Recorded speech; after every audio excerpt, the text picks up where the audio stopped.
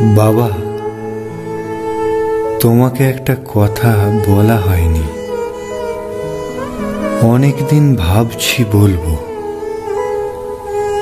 সামনে বলার সাহস নেই, তাই চিঠির মধ্যেই লিখব।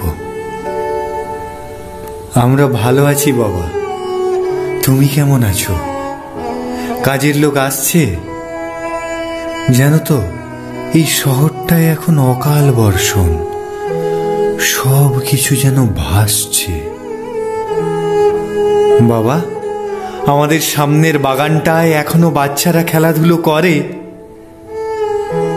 নাকি সবাই বড় হয়ে গেছে, সবাই বন্দি ঘরে?